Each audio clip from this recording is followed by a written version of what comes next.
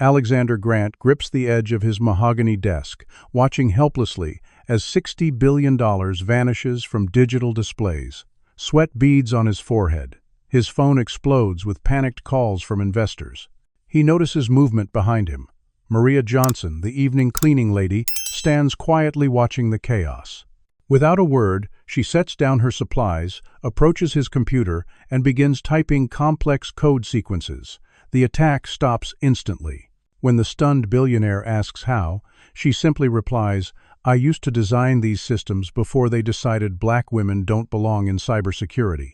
Alexander Grant was not accustomed to failure. At 44 years old, the chief executive officer of Meridian Technologies had built a Chicago-based tech empire valued at $60 billion through sheer determination, ruthless business tactics, and an unwavering belief in his own superiority. His corner office on the 80th floor offered a panoramic view of Lake Michigan that seemed to reinforce his position above the common masses. The morning had begun like any other, with his executive assistant Catherine placing his preferred almond milk latte on his desk precisely at 7:30 alongside briefing documents for the day. The board meeting scheduled for 9 o'clock was particularly important as they would be discussing the upcoming product launch that analysts predicted would boost their stock price by at least 20%. Alexander adjusted his custom-tailored Armani suit and scrolled through the final presentation, making minor adjustments that would emphasize his own contributions while minimizing those of his development team. When the meeting began, Alexander commanded the room as always, his confidence never wavering as he outlined expansion plans and projected revenue streams. The uncomfortable moment came when James Washington, one of their newly hired black executives, attempted to contribute to the cybersecurity discussion. Alexander cut him off mid-sentence, then asked him to fetch more water for the table, apparently mistaking him for waitstaff despite James wearing an identical suit to the other executives. An uncomfortable silence fell across the table until James quietly corrected him. Alexander offered a dismissive apology before continuing as if nothing had happened. Later that afternoon, Alexander met with Patrick Reynolds, his chief security officer, who had been requesting additional budget for months to address potential vulnerabilities in their system. Rather than considering the detailed report Patrick had prepared, Alexander scanned the bottom-line figure and laughed. $20 million for theoretical threats when we need every dollar for market expansion? Absolutely not. Cut it down to $5 million and make it work. Maybe hire fewer people and get the ones you have to actually earn their salaries. Patrick attempted to explain the sophisticated nature of recent attacks against similar corporations, but Alexander waved him away. "This meeting is over. I have actual revenue-generating matters to attend to." As he departed the security department, Alexander passed by his chief operating officer, Michael Thompson, a Harvard classmate who had been with the company since its founding days. What Alexander failed to notice was the flash of resentment in Michael's eyes as he walked by without acknowledgement. Michael had been the strategic genius behind many of Meridian's successful ventures, yet Alexander consistently claimed full credit publicly. That evening, as executives and employees filtered out of the building, the cleaning staff arrived for their nightly duties. Among them was Maria Johnson, a 37-year-old black woman who moved quietly through the executive floor, emptying trash bins and wiping down surfaces. When she entered Alexander's office, he barely looked up from his computer screen. "Be quick about it," he muttered, without making eye contact. "I have important work to finish." Maria nodded silently and began her routine, methodically working around the spacious office. When she accidentally bumped his chair while vacuuming, Alexander sighed dramatically. "Can you possibly be more careful? Do you have any idea what kind of decisions are made in this chair?" Maria apologized softly, but her eyes caught something on his computer screen that made her pause momentarily. An alert notification was blinking in the corner of his monitor, warning of suspicious network activity. Alexander noticed her glance and swiveled the screen away. "Focus on your cleaning. The technology would be beyond your comprehension anyway." Maria continued her work without comment, though her hands tightened slightly on the vacuum handle. As she was finishing, Alexander's computer chimed with an incoming message. He opened it, and his expression changed from annoyance to confusion. The message contained no sender information, simply a stark warning. Meridian's foundations will crumble. Complete system failure in 72 hours. No demands, just destruction. Alexander scoffed and deleted the message, attributing it to a competitor's attempt at psychological warfare, or perhaps a disgruntled former employee. When Patrick called minutes later to report the same threatening message had appeared throughout their system, Alexander dismissed his concerns. Some amateur hacker trying to scare us. Trace it if you must, but don't waste resources. And don't spread panic before our product launch. As Maria quietly exited his office, she glanced back to see Alexander returning to his work, completely unaware that the countdown to catastrophe had already begun, or that the person who would ultimately determine his fate had just emptied his trash can. The bus ride from downtown Chicago to the South Side took nearly an hour each way, but Maria had grown accustomed to the journey over the 3 years she had worked for Elite Cleaning Services, the contractor responsible for maintaining Meridian Technologies' gleaming headquarters. She gazed out the window as the landscape gradually transformed from towering skyscrapers to neglected neighborhoods, a daily reminder of the divided city she called home. When she finally reached her stop, Maria walked 4 blocks to the small 2-bedroom apartment she shared with her teenage son Darius and her mother Eleanor. The apartment building had seen better days, with peeling paint and unreliable heating, but the rent was what she could afford on her cleaning salary, supplemented by weekend data entry work. As she unlocked the door, the familiar smell of her mother's cooking greeted her. "That you, Maria?"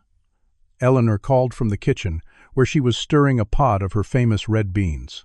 Despite battling rheumatoid arthritis, Eleanor insisted on contributing to the household by cooking and helping Darius with his homework. "Yes, Mama. How was your day?" Maria set down her purse and hung up her uniform jacket. "Darius still studying?" Eleanor nodded toward the small bedroom. "That boy hasn't left his computer since he got home from school. Says he's working on some science project, but you know how he gets with those computers." Maria smiled tiredly. Darius had inherited her aptitude for technology, showing remarkable coding skills even at 16. While she changed into comfortable clothes, Maria allowed her thoughts to drift back to a life that seemed increasingly distant with each passing year. Before becoming Maria the cleaning lady, she had been Maria Johnson, lead security architect at Tetrasoft, one of Chicago's rising tech companies. With a master's degree in computer science and specialized training in cybersecurity, she had been responsible for protecting sensitive client data worth billions of dollars. Her wall had once displayed framed certificates and industry awards, rather than bus schedules and cleaning rotation assignments. The memory of her fall still stung sharply. An algorithm she had developed to detect sophisticated intrusion attempts had been stolen and sold to a competitor.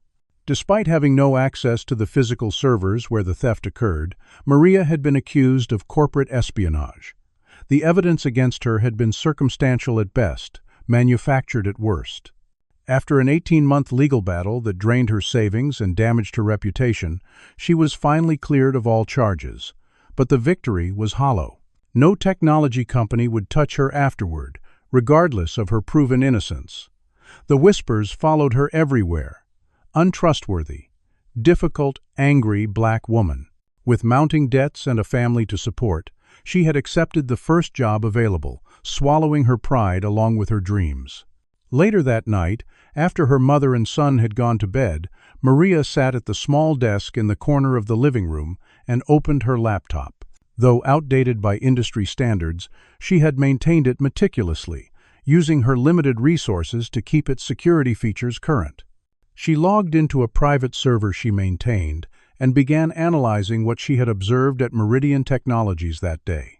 The warning alert on Alexander Grant's screen matched patterns she had seen before, indicators of a sophisticated attack being prepared. Against her better judgment, she accessed a few cybersecurity forums under a pseudonym and searched for chatter about potential targets. What she found disturbed her. Meridian was being discussed in several underground forums, with vague references to an imminent demonstration. The next morning, Maria arrived at work early, hoping to speak with someone in the security department. She found Thomas Brooks, the deputy security director, in the break room. "Excuse me, Mr. Brooks? I noticed some unusual network activity yesterday while cleaning the executive floor. It looked like a precursor to a major breach attempt." Thomas looked up from his coffee, his expression shifting from surprise to amusement. "And you know what a network breach looks like because?" His tone dripped with condescension. "I used to work in cybersecurity," Maria replied quietly. "I was a security architect at Tetrasoft." Thomas's eyebrows raised slightly. "Wait, are you that Maria Johnson? The one who got busted for selling code?" Maria felt heat rising to her face. "I was cleared of all charges. The evidence was fabricated." Thomas shrugged, returning to his coffee. "Look, no offense, but if you were really as good as you claim, you wouldn't be emptying trash cans. Besides, our team is monitoring everything. If there was a real threat, we'd know." He turned away, effectively dismissing her. "Stick to cleaning. Leave the computers to professionals." As Maria walked away, she failed to notice Michael Thompson watching the interaction from around the corner, a calculating expression on his face. Meanwhile, a series of minor security events began triggering alerts throughout Meridian's network, small, seemingly disconnected breaches that individually appeared harmless. The security team logged each incident, following protocol, but no one connected the pattern forming beneath the surface. That evening, as Maria cleaned the executive conference room, she overheard a private conversation from the adjacent office. Michael Thompson was speaking in hushed tones. "The timeline remains unchanged.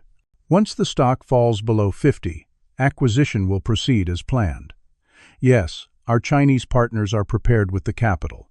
Maria slowed her movements, careful not to make noise as she listened. "Grant suspects nothing. His arrogance makes him blind to what's happening right under his nose. After years of being overlooked despite superior qualifications, it's finally my turn."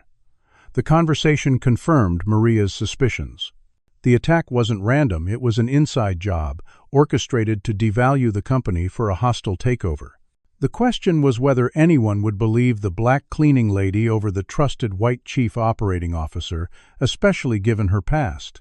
As she continued her cleaning rounds, Maria found herself in Alexander Grant's spacious office again, looking at the man who represented everything she had lost access to in her career.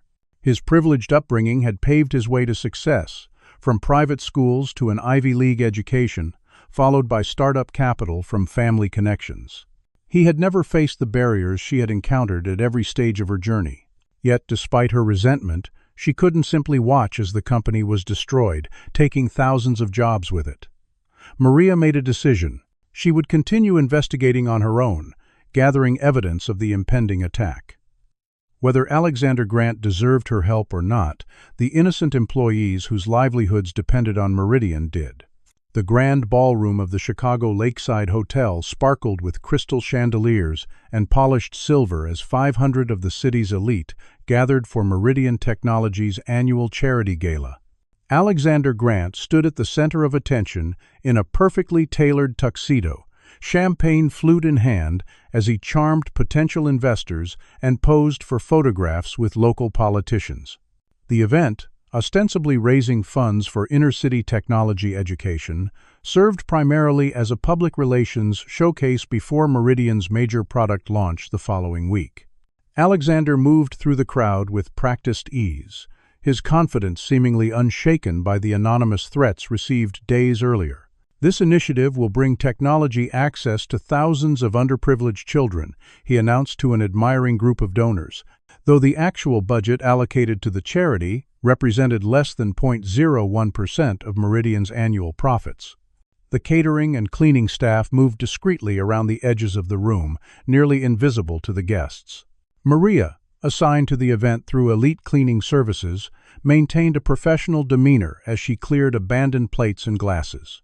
When an intoxicated board member spilled red wine on the white tablecloth, Maria quickly moved to clean it before it spread. Alexander happened to be conversing nearby and noticed her. "Ah, if it isn't our resident cleaning expert," he said, his voice carrying just enough for surrounding guests to hear. "Doubling your income tonight, are you?" Several guests chuckled uncomfortably. Maria kept her expression neutral as she finished cleaning. "Mr. Grant, could I speak with you privately for a moment?" "It's regarding a security concern I noticed." Alexander's smile tightened. Now is hardly the time for the cleaning staff to discuss company matters.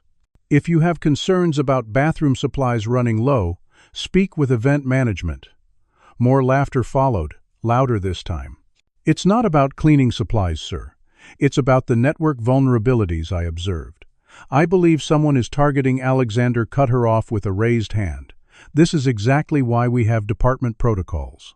If you notice something, which I highly doubt, you should report it to your supervisor, who can then determine if it's worth escalating. Now, please continue with your actual duties and stop interrupting important conversations." He turned his back to her, effectively ending the interaction. Maria walked away, cheeks burning with humiliation but resolve strengthening. Across the room, Michael Thompson observed the exchange with a satisfied smile. He spent the evening circulating among board members and executives, subtly planting seeds of doubt about Alexander's leadership. "Between us, I'm concerned about Alexander's recent decisions," he confided to a senior board member. "The security budget cuts came at precisely the wrong time. I advised against it, of course, but you know how he gets when he's fixated on a product launch."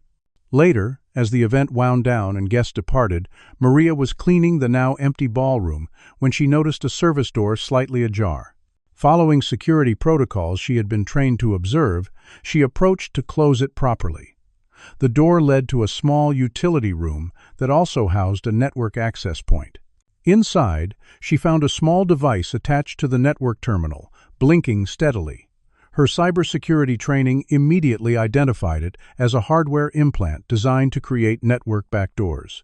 Maria quickly photographed it with her phone, but didn't remove it, knowing that would alert whoever had placed it. She carefully closed the door and continued her work, mind racing with implications. After her shift ended at 2 a.m, Maria returned to her apartment and spent hours analyzing the photos and researching similar attack signatures. She identified the device as a specialized piece of hardware typically used in state-sponsored attacks, further confirming her suspicions about international involvement. The next morning brought the first visible attack. Meridian's customer database was compromised, with evidence suggesting thousands of personal records had been accessed. The stock price dipped 5% in early trading as news outlets began reporting on the breach. Alexander called an emergency meeting of the security team. Patrick Reynolds presented his preliminary findings, suggesting the breach originated from within the network rather than externally. "This indicates we're dealing with an insider threat," Patrick explained. "Someone with high-level access is facilitating these attacks." Alexander's face reddened. "Are you suggesting one of our executives is a traitor? That's absurd. Your job is to protect our systems, not make wild accusations. This is clearly the result of incompetence in your department." Patrick attempted to present evidence of the sophisticated nature of the attack, but Alexander dismissed him. "You're fired. Clear out your office today. Your failure to prevent this breach has cost shareholders millions already." The security team watched in stunned silence as Patrick was escorted out. Alexander immediately promoted Thomas Brooks to acting security director, despite his limited experience with advanced threat detection. That evening, Maria arrived for her cleaning shift to find the executive floor buzzing with nervous energy. Taking advantage of the chaos, she began accessing terminals during her cleaning rounds, looking for evidence of the attack vector. She had just discovered a suspicious program running on a developer workstation when Thomas Brooks entered the room. "What do you think you're doing?" he demanded, moving quickly to the computer. "Step away from that terminal immediately." Maria stepped back, but it was too late. "I was just wiping down the keyboard and accidentally touched something," she attempted to explain. Thomas wasn't listening. He checked the screen, then grabbed his phone. "Security to the 14th floor. I have an unauthorized access attempt." Within minutes, Maria found herself surrounded by security guards. "Maria Johnson, you're terminated effective immediately for violation of company policy regarding unauthorized computer access. Security will escort you from the building." Maria protested, trying to explain what she had discovered, but her words fell on deaf ears. As she was escorted through the lobby, Employee badge confiscated, she saw Michael Thompson watching from the mezzanine level, a satisfied smile playing at his lips. Maria spent that night working frantically from her home computer, attempting to piece together what she had observed before being caught. She created a detailed document outlining the attack pattern and Michael's likely involvement, but had no way to deliver it to anyone with authority. At 4:27 in the morning, Maria's phone buzzed with a news alert. Alexander Grant's personal financial accounts had been compromised overnight. Early reports suggested the billionaire had lost access to his personal fortune, with estimates of hundreds of millions drained from various holdings.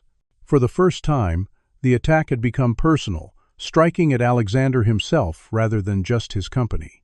As dawn broke over Chicago, Maria watched the financial news report that Alexander Grant, the tech titan who had seemed invincible just days ago, had been personally bankrupted overnight. The real attack was just beginning. The Meridian Technologies boardroom had never been so tense. 8 board members sat in rigid silence as Alexander paced the floor, his normally impeccable appearance now disheveled after 24 sleepless hours.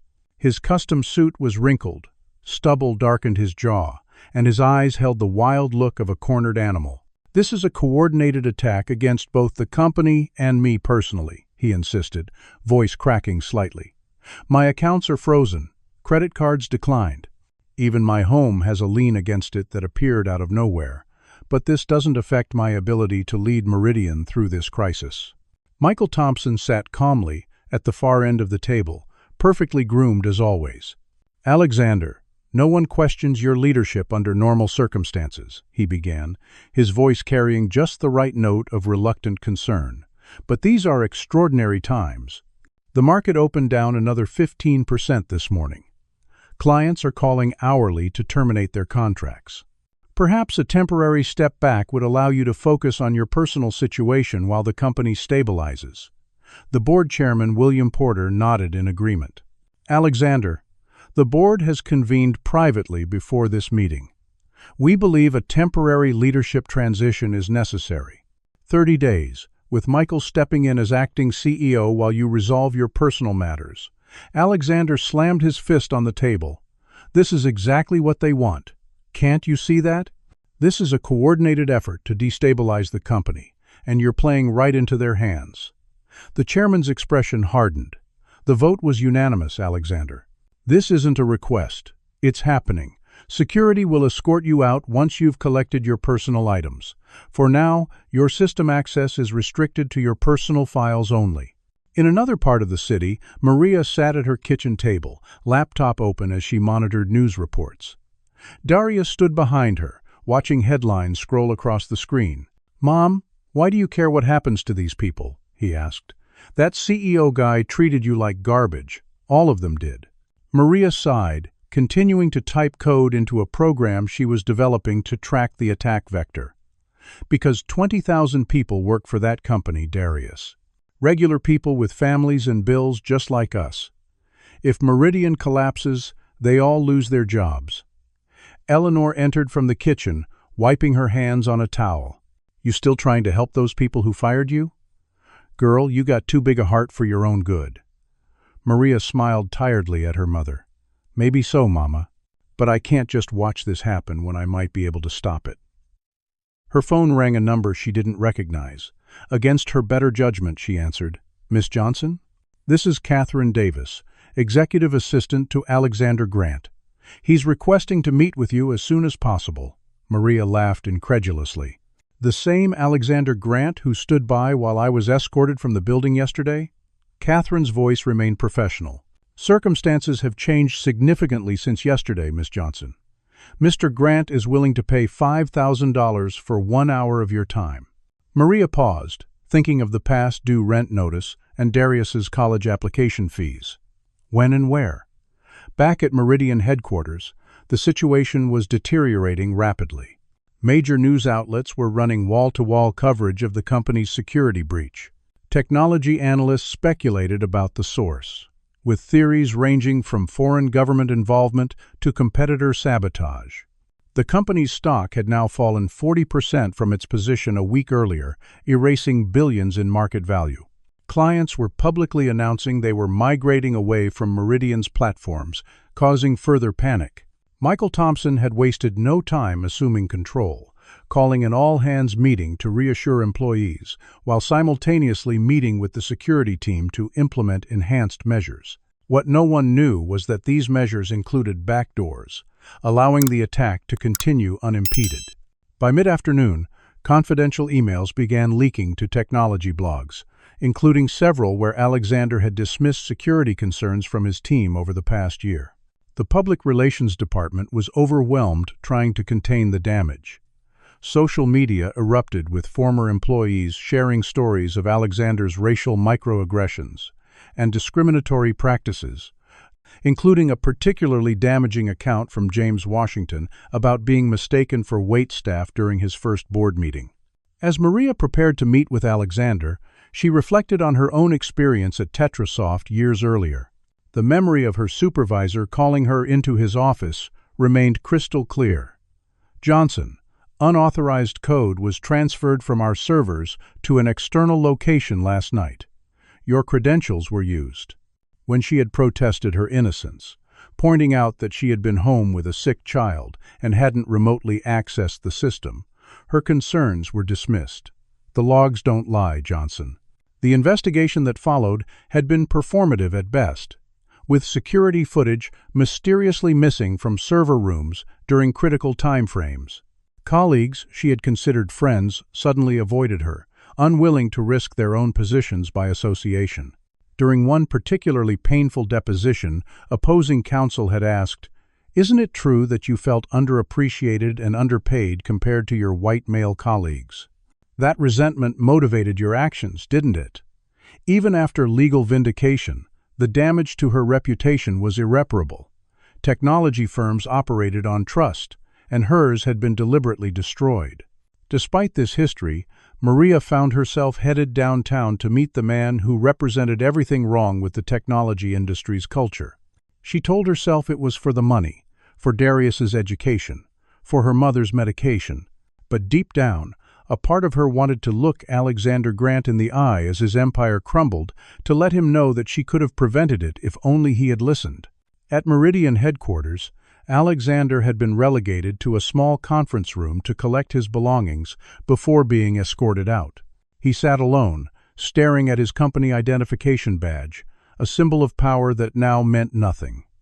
His phone continuously displayed declined notifications as he attempted to access emergency funds. Outside the glass walls, employees he had barely acknowledged during his reign now stared openly or whispered behind their hands. As the afternoon progressed, a final catastrophic breach penetrated Meridian's most secure servers. The company's proprietary technology, representing billions in research and development, began appearing on dark web forums. Source code for their upcoming product release was published openly, effectively destroying its market value before launch. When markets closed, Meridian's stock had plummeted 80% from its position the previous week. Financial analysts were now openly discussing whether the company could survive the weekend. Alexander Grant, who had begun the week as one of America's most successful technology entrepreneurs, now sat in a borrowed office with no company, no access to funds, and no clear path forward. His empire had not merely been damaged, it had been systematically destroyed. And his only remaining hope was a meeting with a woman he had barely acknowledged as human just days before. The evening skyline of Chicago glittered through the floor-to-ceiling windows of Meridian's executive floor, now eerily quiet as most employees had been sent home amid the chaos. Alexander sat alone in his former office, the space already feeling foreign as personal items had been packed away in cardboard boxes by assistants. His normally commanding posture had collapsed, shoulders hunched as he stared blankly at the darkened computer screen that had once connected him to his digital empire. The bottle of 30-year-old scotch that had been reserved for celebrations now served a different purpose, nearly half empty, as he poured another 3 fingers into a crystal tumbler. Security had made an exception, allowing him to remain until 8 o'clock to tie up personal matters before his official removal from the building. In truth, they pitied him enough to grant a few final hours in the kingdom he had built. Alexander's mind drifted through memories of his rise to power, moments that once filled him with pride now tainted by his spectacular fall. He remembered the early days at MIT, watching classmates struggle with concepts that came easily to him. His father, a successful banking executive, had cultivated Alexander's sense of inherent superiority from childhood. "Some people are simply better than others, son. Born to lead. Never apologize for excellence." That philosophy had guided his career, justifying every cutthroat decision and ethical compromise. A particular memory surfaced a talented black programmer named David Carter, who had developed an innovative algorithm during Meridian's startup phase. Alexander had called David into his office late one evening, explaining that the algorithm needed minor adjustments that Alexander would handle personally. The next morning, Alexander presented the work to investors as entirely his own creation, securing millions in funding. When David attempted to claim credit, Alexander had him terminated for performance issues. The algorithm had become the foundation of Meridian's core technology. Similar scenarios had played out repeatedly through the years. A Hispanic market researcher whose consumer behavior predictions Alexander claimed as his own insight. An Indian developer whose security protocol became Alexander's breakthrough methodology. So many ideas appropriated, so many careers stunted or destroyed, all to maintain the myth of the brilliant white tech visionary. The pattern was clear now, though he had never acknowledged it before. His success had been built on stolen innovation, particularly from minority employees who lacked the connections and privilege to fight back effectively. Alexander's dark reflection was interrupted by the soft sound of the office door opening. He turned, expecting security coming to finally remove him, but instead found Maria Johnson standing in the doorway, her cleaning uniform replaced by simple jeans and a button-down shirt. "Your assistant said you'd be here," she said, her expression unreadable. Alexander's first instinct was anger at the intrusion. "How did you get past security? This floor is restricted." The words came out slurred, the scotch having taken effect. "I still have friends in the building," Maria replied, remaining by the door. "People who empty trash cans become invisible. You hear things, build relationships when you're not blinded by executive privilege." Alexander laughed bitterly, gesturing widely at his diminished state. "Well, executive privilege has officially been revoked. Congratulations. Have you come to witness the fall? Take some pictures for social media, perhaps. Alexander Grant, billionaire to bankrupt in 48 hours. Maria stepped fully into the office, closing the door behind her. "Actually, I came because your assistant offered me $5,000. Money I desperately need after being fired for trying to help your company." Alexander took another drink. Help? By accessing computers without authorization? Playing at being a security expert when your job was to clean toilets? The racial undertones hung heavily in his words. Maria's eyes flashed with anger. "I was accessing those systems because I identified the attack pattern days ago. I tried to warn your security team and was dismissed. I tried to warn you personally at your charity event and was humiliated. So yes, I took matters into my own hands because nobody would listen to the black cleaning lady," Alexander scoffed. "And why would anyone believe you had such expertise? Security professionals with advanced degrees couldn't stop this attack." Maria approached his desk, her patience clearly thinning. "Because before I was your cleaning lady, I was a lead security architect at Tetrasoft with a master's in computer science and specialized training in quantum encryption protocols.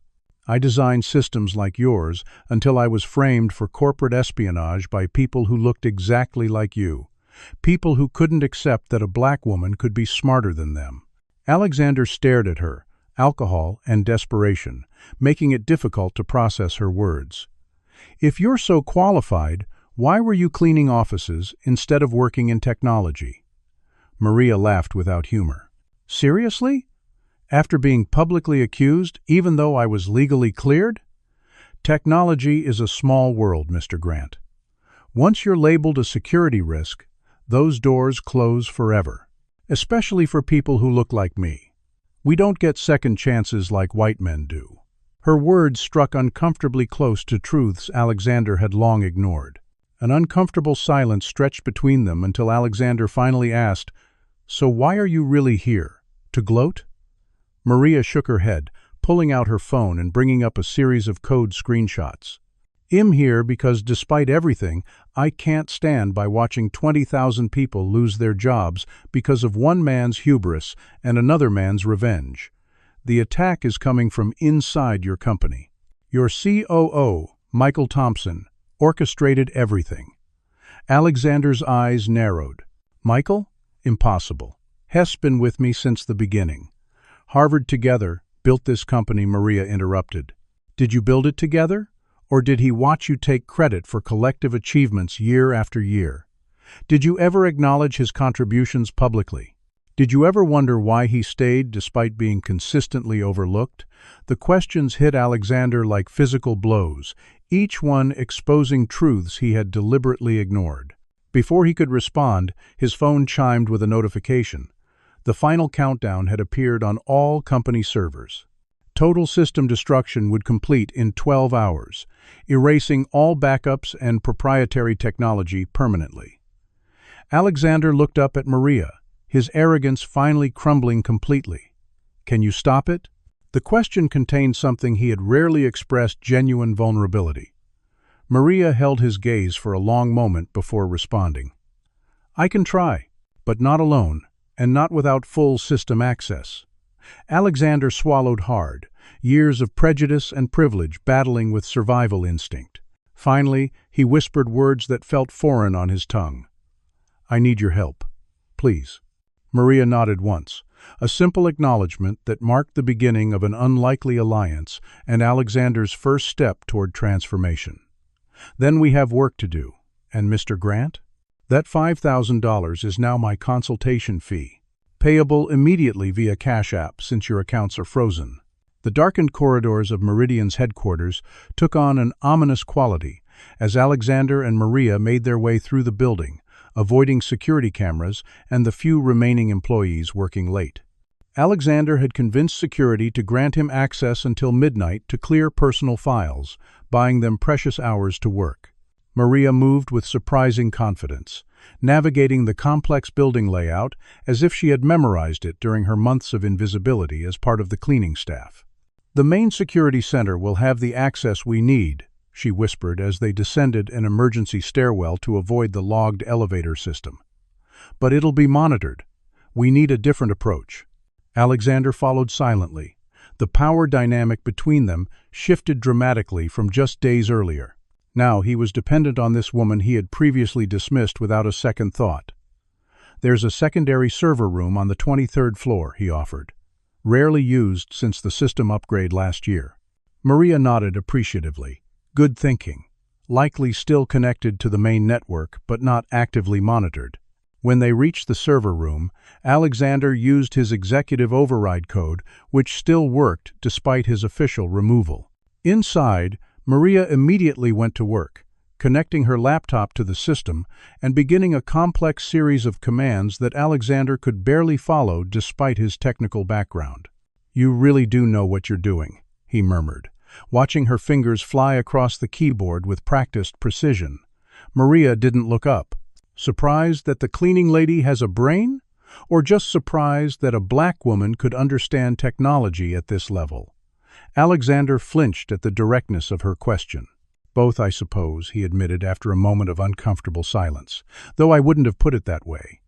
Maria paused her typing to give him a level look. Of course you wouldn't. Men like you never do. The bias is so embedded you don't even recognize it. She returned to her work, pulling up network logs and analyzing traffic patterns.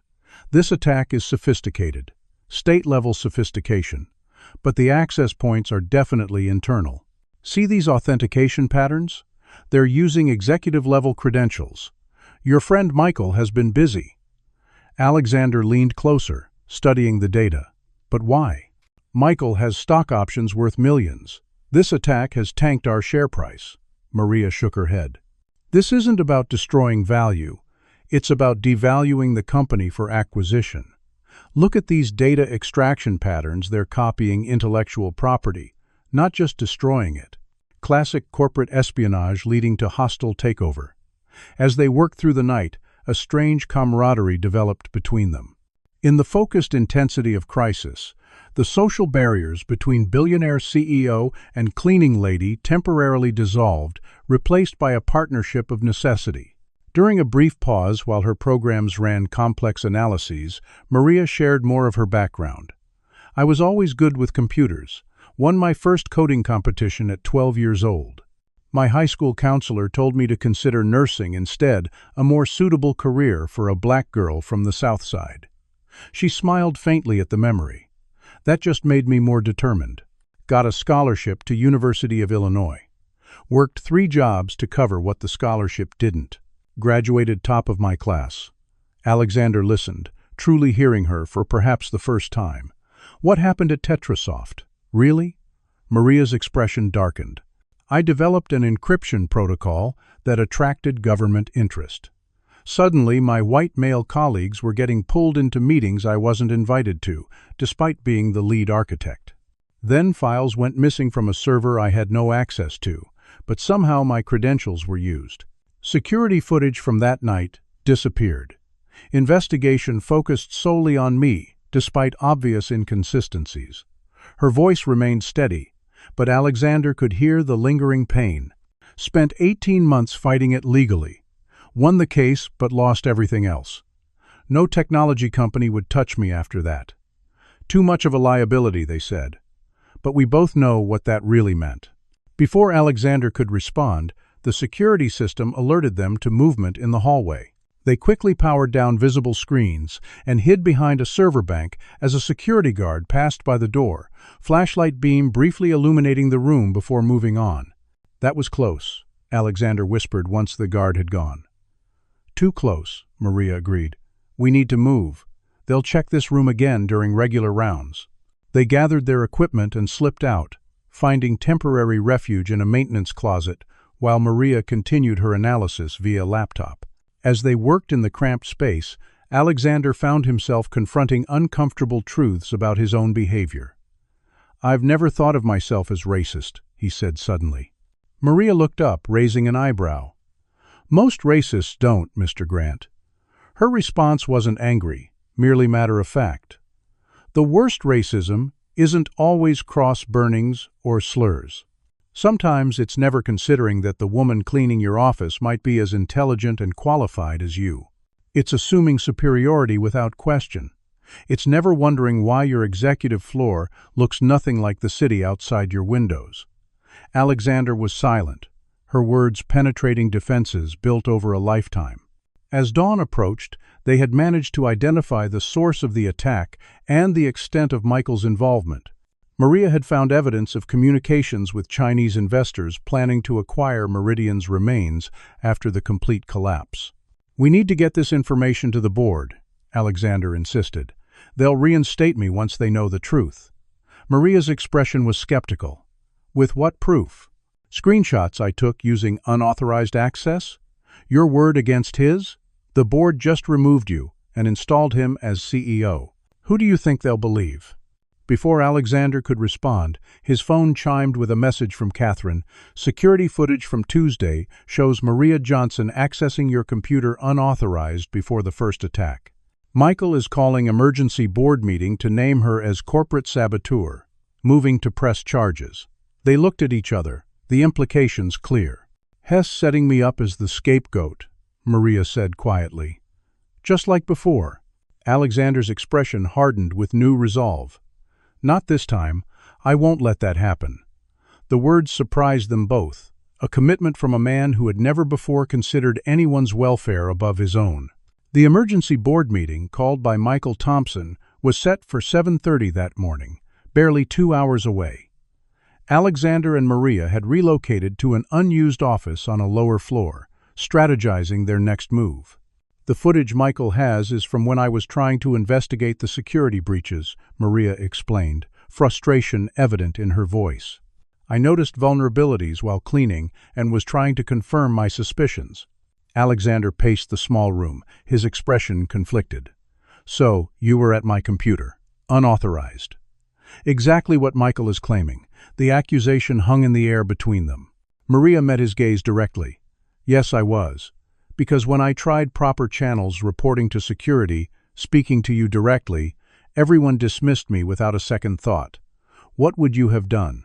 Alexander stopped pacing, unable to answer honestly. After a long moment, he asked, "Why were you trying to help at all, after how you were treated?" Maria sighed, gathering her thoughts. 20,000 people work for Meridian. Regular people with families and mortgages and dreams. My son Darius has a friend whose mother is a software developer here. Single mom, just like me. If Meridian collapsed, what happens to her? To thousands like her? She shook her head. This was never about you, Mr. Grant. The simplicity and humanity of her answer left Alexander momentarily speechless. Their planning was interrupted when Alexander's phone buzzed with a message from a sympathetic executive assistant. Michael had accelerated the timeline, and the board was assembling now. They had less than 30 minutes to respond. "We need access to the main server room to stop the final attack sequence and gather definitive evidence of Michael's involvement," Maria explained quickly. "But we can't get there without being seen." Alexander thought for a moment. "There's a way through the maintenance tunnels. Catherine can get us access cards." As they moved toward the service elevator, Alexander suddenly froze. "Wait. The evidence on my computer. The footage of you. What exactly were you doing that night?" Maria hesitated. "I was installing a monitoring program to track the attack source. In the process, I discovered that the attack was specifically targeting your personal finances first, then company systems. I was trying to create an alert system." Alexander's eyes narrowed. "So you knew my accounts would be drained before it happened? You could have warned me directly." Maria's patience visibly thinned. "I tried. At your charity gala, remember? You publicly humiliated me instead of listening. Would you have believed the black cleaning lady had she said, 'Excuse me, Mr. Grant, but your Harvard buddy is planning to destroy you tomorrow?'" Alexander had no response. The evidence against Maria looked damning without context, exactly as Michael had intended. When they reached the lobby level, security guards were already on alert. Catherine met them at a service entrance, handing over access cards with worried eyes. "The board is assembling. Michael is showing them evidence that Maria orchestrated the entire attack as revenge for discriminatory practices." Hess, very convincing. Alexander took the cards. "Thank you, Catherine, for everything." As they navigated through maintenance corridors, Alexander's thoughts raced. Despite everything Maria had explained, doubt crept in. What if she was manipulating him? What if Michael was right? Years of implicit bias and privilege clouded his judgment. Meanwhile, in the boardroom, Michael Thompson presented his case confidently. "As you can see from this security footage, Maria Johnson, the same employee who was dismissed for unauthorized computer access, was at Alexander's terminal the night before his accounts were compromised. Our investigation reveals she previously worked at Tetrasoft until being accused of corporate espionage. Although legally cleared, the evidence suggests a pattern." He displayed Maria's employment history on the large screen. After being relegated to a cleaning position despite her technical qualifications, she had both motive and opportunity to orchestrate this attack as revenge against the technology industry that blacklisted her, and specifically against Alexander, whose treatment of support staff has been documented as problematic. The board members exchanged troubled glances, the narrative fitting neatly with events as they understood them. In the server room corridor, Alexander and Maria encountered two security guards. "Mr. Grant, you're not authorized to be here," one began, reaching for his radio. Alexander made a split-second decision. "I'm still on the board of directors, and I'm investigating corporate espionage. This consultant is assisting me." He gestured to Maria, whose surprise was momentary before she composed her features into professional detachment. The guards hesitated, corporate hierarchy still holding influence despite Alexander's diminished position. "We have direct orders from Mr. Thompson that no one accesses the server room," the guard insisted. Alexander straightened to his full height, summoning the authoritative presence that had once commanded the entire company. "And I have a fiduciary responsibility to this company that predates Mr. Thompson's temporary authority. You can call him if you wish, but by then, we may lose evidence critical to Meridian's survival." The bluff worked. The guard stepped aside, though one immediately reached for his phone. They had minutes at best. Inside the server room, Maria moved with practiced efficiency, connecting her laptop and bypassing security protocols. "I need 10 minutes to gather conclusive evidence of the attack source and stop the final countdown," she explained, fingers flying across the keyboard. Alexander positioned himself at the door, watching for security. "Make it 5. They're calling Michael now." As Maria worked, Alexander's mind continued its internal battle. If she really was the perpetrator, he was giving her direct access to Meridian's most critical systems. Yet something in him had shifted over the past 24 hours, a newfound capacity to trust someone he would previously have dismissed without consideration. The sound of approaching footsteps ended his deliberation. "Someone's coming," Maria nodded without looking up. Almost there. 30 more seconds.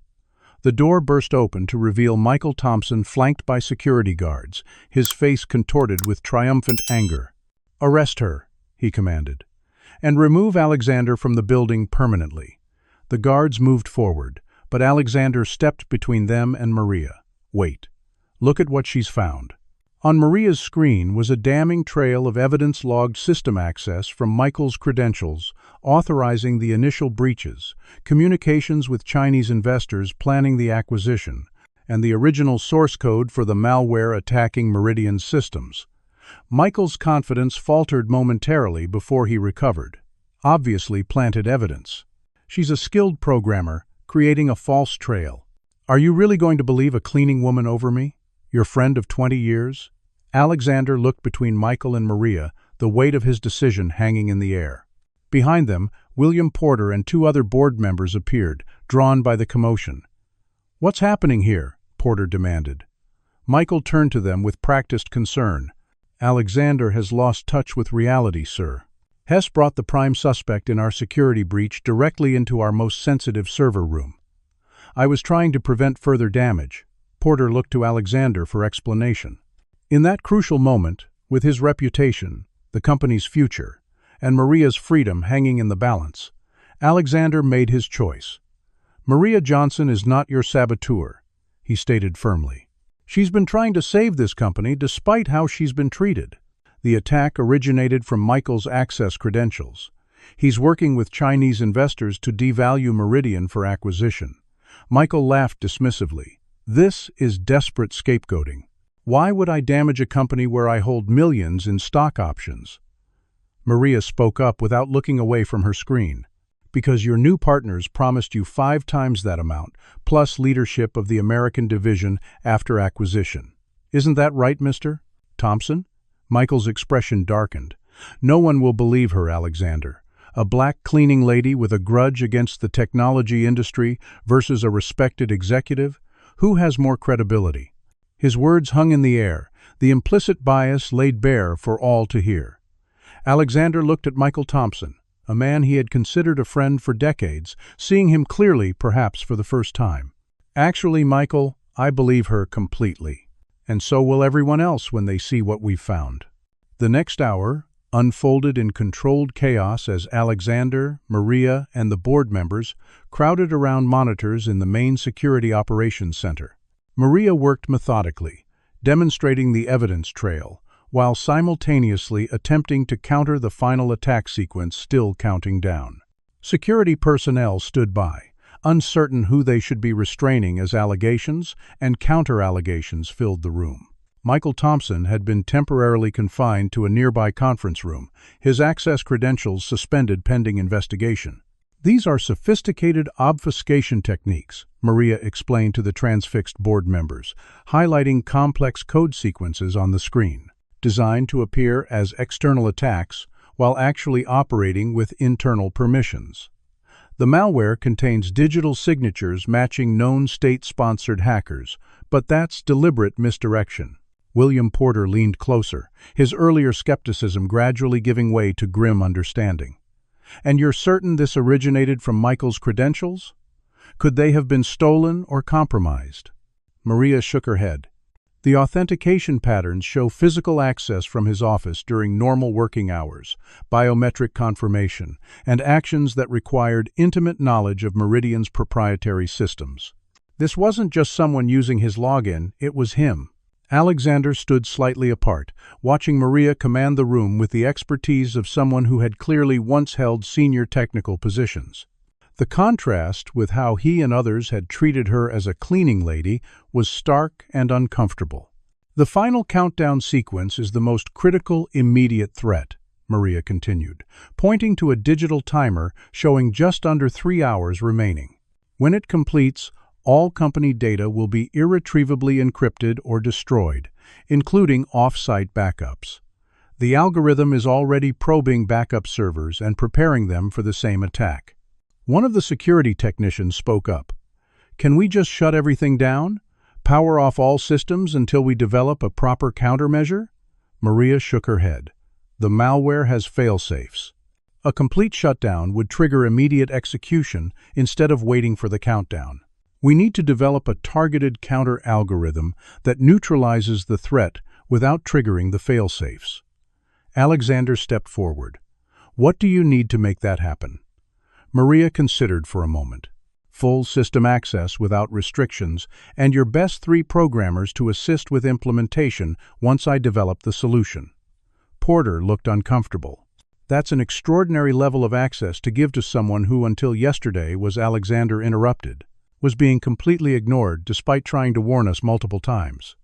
Every second we delay increases the risk." Porter reluctantly nodded his approval. While Maria began working with the hastily assembled programming team, Alexander and the board members moved to address the Michael Thompson situation. When they entered the conference room, Michael sat calmly, seemingly unperturbed by the unfolding events. "This witch hunt is both amusing and disappointing," he began before anyone else could speak. 20 years of loyalty, and you immediately believe a convenient scapegoat with a troubled past." Alexander remained standing while the others took seats. "The evidence is compelling, Michael. Technical forensics don't lie." Michael smiled coldly. "Technical forensics can be manufactured by someone with the right skills. Someone with a grudge against the technology industry that blacklisted her. Have you even considered that possibility?" Alexander felt the weight of Michael's words, the same doubt he himself had experienced earlier. He realized how easily bias could cloud judgment, how readily he had questioned Maria, despite everything she had done to help. "We've considered all possibilities," he replied evenly. "The board will make its determination based on complete evidence." Michael's composure slipped slightly, a flash of anger crossing his features. "This is about your wounded pride, isn't it? You couldn't stand being removed as CEO, so you've concocted this elaborate narrative with your newfound cleaning lady friend." He looked around at the board members. "Did he tell you he spent the night alone with her in the building? How convenient that she discovered exactly the evidence needed to restore him to power." Alexander maintained his calm. "The security logs and technical evidence speak for themselves, Michael. This isn't personal." Michael stood suddenly, his calculated facade cracking further. "Not personal? Everything about Meridian has always been personal to you, Alexander. Every innovation claimed as your own. Every contribution from others minimized or forgotten. 20 years as your right hand, watching you take credit for my strategies, my risk analyses, my market insights." The raw emotion in Michael's voice silenced the room. "Do you have any idea what it's like working alongside someone who simply assumes he's entitled to recognition regardless of actual contribution? Who instinctively believes his ideas are superior because of who he is rather than their merit?" Alexander absorbed the accusations, recognizing uncomfortable truths within them. Before he could respond, alarms blared throughout the building. They rushed back to the security center to find Maria and her team working frantically. "What's happening?" Porter demanded. One of the security technicians looked up, face pale. "Someone remotely triggered emergency protocols from a mobile device. The countdown has accelerated. Complete system failure in 15 minutes. All eyes turned to Michael, who had been escorted in by security personnel. A small smile played at the corners of his mouth. "Insurance policy. Did you really think I wouldn't have contingency plans? My phone may be confiscated, but the command was pre-scheduled. Maria barely looked up from her work, fingers flying across the keyboard. We need to implement the countermeasure now, ready or not. It's our only chance. Alexander moved to her side. What can I do? Maria pointed to a secondary terminal. I need someone to manually authorize system overrides while I deploy the countermeasure. Every security protocol will flag this as unauthorized. The system will fight against us. Alexander sat down, positioning his executive credentials ready for the rapid sequence of authorizations that would be needed. Behind them, Michael laughed. How touching. The mighty Alexander Grant taking orders from the cleaning lady. Perhaps there's hope for you yet. As Maria launched her counter-algorithm, the system responded exactly as predicted, throwing up dozens of security challenges that Alexander rapidly cleared using his highest-level access codes. The team worked in tense silence, the countdown timer now showing less than 10 minutes remaining. Michael watched the activity with growing concern, his confident demeanor faltering as he realized Maria's technical skills might actually prevail. You can't possibly stop it, he insisted. The algorithm was developed by state-level actors, the best cybersecurity experts in the world. Maria continued working, not bothering to look at him. You mean like the ones who framed me at Tetrasoft? That was you too, wasn't it? When you were trying to acquire their encryption technology for Meridian? Michael's expression confirmed her suspicion before he could control it. You remember me now, don't you? The inconvenient black woman whose innovation was too valuable to be credited properly. Easier to eliminate the competition than acknowledge it. The revelation momentarily stunned everyone in the room except Maria, who remained focused on her counter-algorithm. Alexander stared at his longtime colleague, seeing the full picture at last, a pattern of deception and manipulation stretching back years. The countdown reached 5 minutes as Maria's solution began engaging with the malicious code, battling for control of Meridian's systems. Warning messages flashed across screens throughout the operations center as the counter-algorithm methodically identified and neutralized attack vectors. It's working, one of the programmers announced. Voice tight with cautious optimism. Malware neutralization at 30% and climbing. Michael's composure completely dissolved. This is impossible. No one could counter that algorithm so quickly. Maria allowed herself a brief glance in his direction. No one you considered worth acknowledging, perhaps. The counter reached 4 minutes. Malware neutralization at 55%. 3 minutes, 68%. The operations center had fallen completely silent except for the rapid typing of Maria and her team. 2 minutes, 79%. Michael lunged suddenly toward the main power controls. If the system goes down completely, the backup triggers will still execute. Security personnel grabbed him before he could reach the controls, restraining him as he struggled. 1 minute, 89%. The tension in the room had become nearly unbearable, each second stretching painfully as the countdown continued its inexorable progression. 30 seconds. 95%. Maria's expression remained intensely focused, small beads of sweat on her forehead the only indication of stress. Alexander found himself holding his breath. 10 seconds. 98%. 5 seconds. 99%. The countdown reached 0. Every screen in the operations center went black simultaneously. Collective gasps filled the room. Then, one by one, the systems began rebooting, Meridian's familiar logo appearing as the network restored itself. A status window appeared on the main screen. Malicious code neutralized. System integrity restored. Backup recovery initiating. Maria sat back in her chair, releasing a long breath as the room erupted in spontaneous applause and relief. Alexander stared at her with newfound respect and something approaching awe. You did it. You actually did it. Maria smiled tiredly. We did it. Your authorizations were necessary just as much as my code. She looked over at Michael, now fully restrained and facing the consequences of his actions. Some problems require perspectives he never bothered to consider. Sometimes the person you've overlooked is exactly the one you need the most. 3 months after what technology blogs had dubbed the Meridian meltdown, the company headquarters buzzed with renewed energy and purpose. The massive glass and steel building that had once represented Alexander Grant's singular vision now housed a transformed corporate culture still in the midst of painful but necessary evolution. In the executive boardroom, Alexander stood before the assembled board members, shareholders, and senior leadership team. Gone was the imperious tech CEO of old, replaced by a more thoughtful, deliberate leader who had learned hard lessons about privilege, bias, and the true nature of innovation. "The quarterly results reflect our continuing recovery," he explained, gesturing to projection screens displaying financial data. "While share price remains 30% below pre-crisis levels, customer retention has stabilized, and new security protocols have restored market confidence faster than analysts predicted." William Porter nodded approvingly. "The transparency measures regarding the attack and our subsequent reforms have been particularly well received. Several former clients have indicated willingness to return before year-end." Alexander acknowledged this with a measured nod. "Transparency must become part of our operational DNA, not merely a crisis response strategy.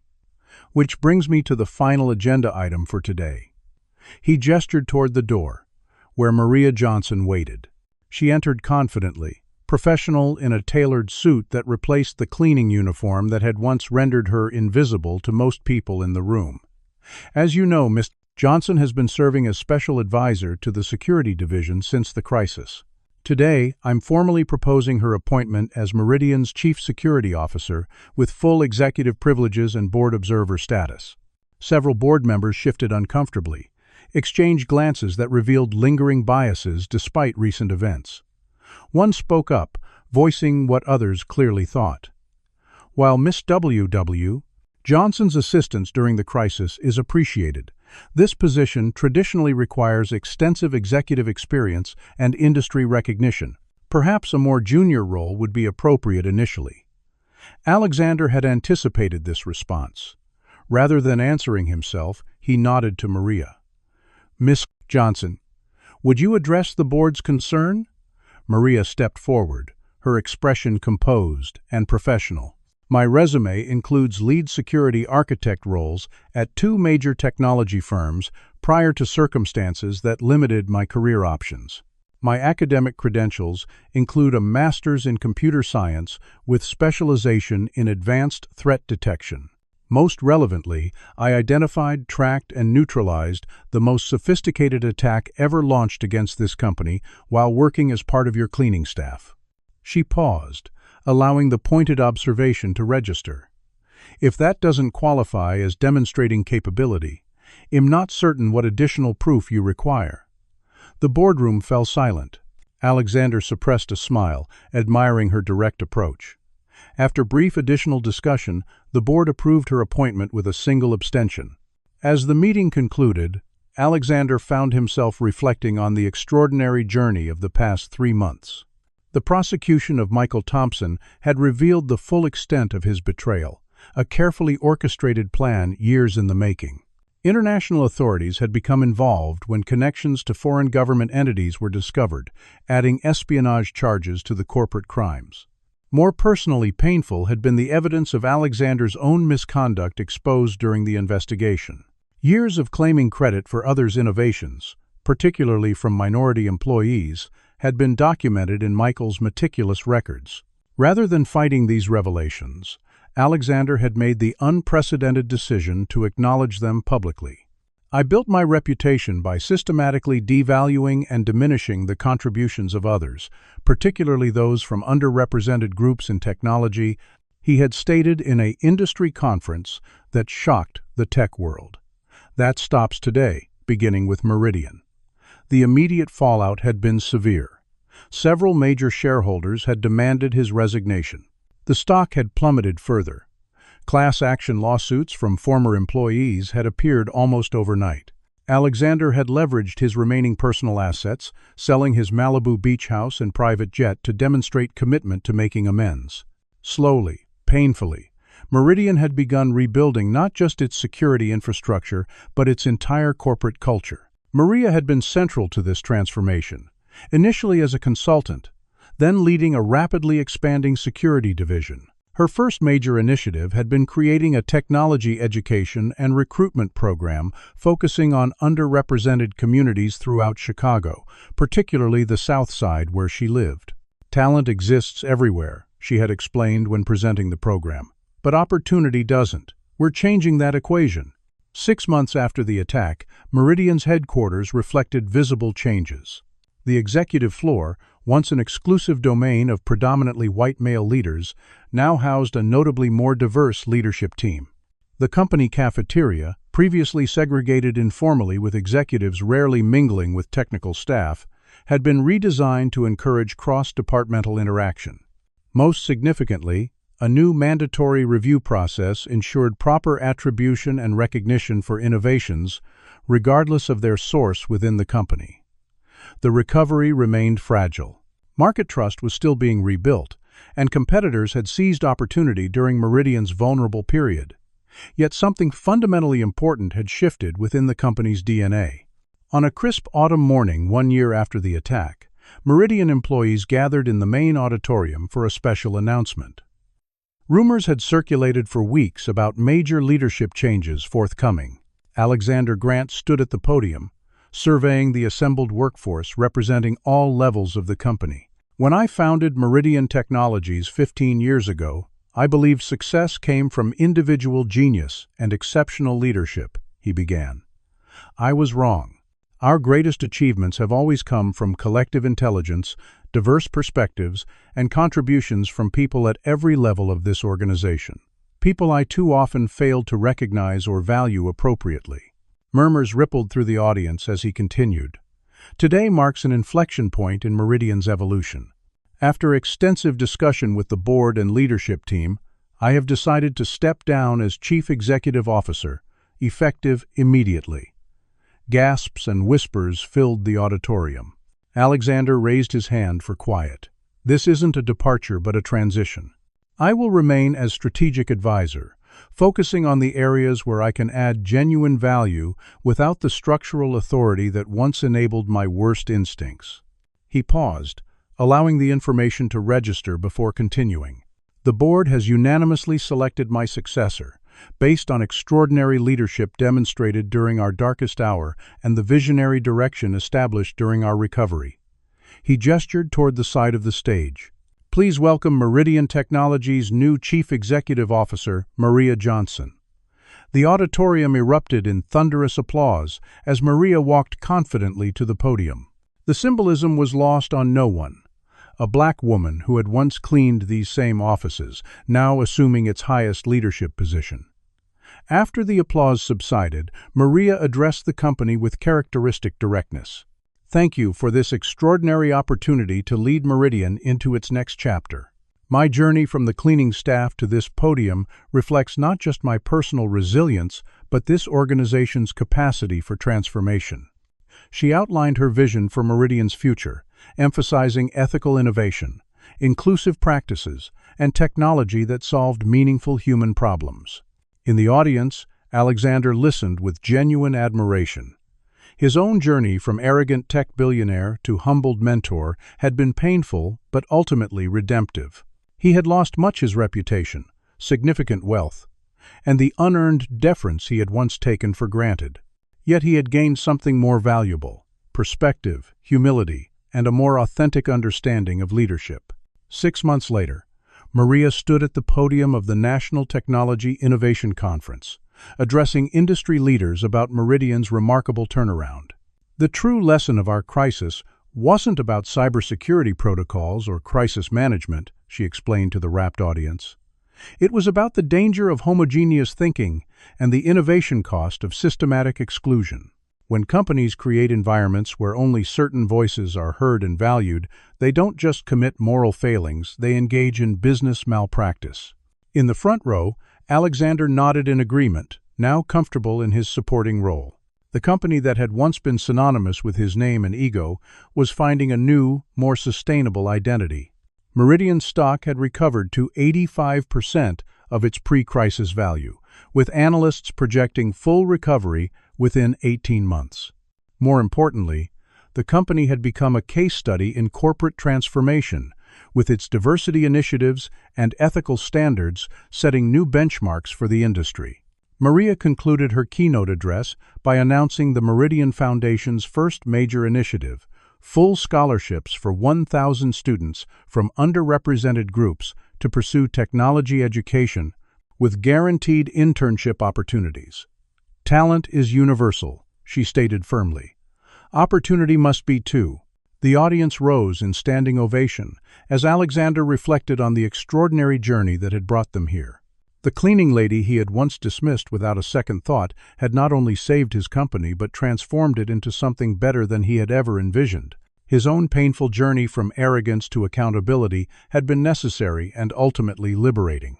As he applauded Maria's vision for technology's more inclusive future, Alexander Grant finally understood that his greatest contribution to innovation had come not from his former achievements, but from finally learning to step aside and recognize the brilliant minds he had once rendered invisible.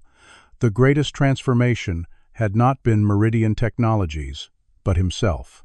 What do you think about the prejudice and discrimination depicted in this story? Has it made you reflect on biases that might exist in your own workplace or community? Remember, real change begins with awareness and honest conversation. If this story resonated with you, please like, comment, subscribe, and share to help spread these important messages about inclusion and recognizing talent regardless of background. Thank you for joining me on this journey, and I sincerely hope it inspires positive transformation in your own life and environment.